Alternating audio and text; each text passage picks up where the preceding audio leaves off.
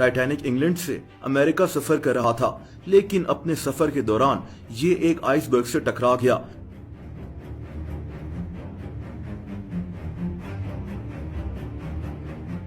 अब कई लोग ये भी मानते हैं कि उस वक्त टाइटैनिक में आग लग चुकी थी और इसके डूबने की एक बड़ी वजह आग भी थी।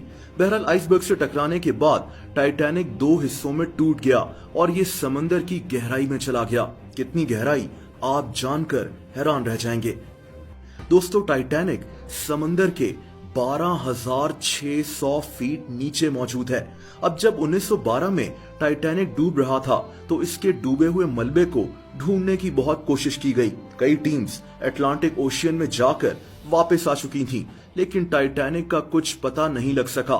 समंदर की 12,600 फीट गहराई में शदीद अंधेरा होता है और यहाँ पानी का प्रेशर बहुत ज्यादा होता है, यानी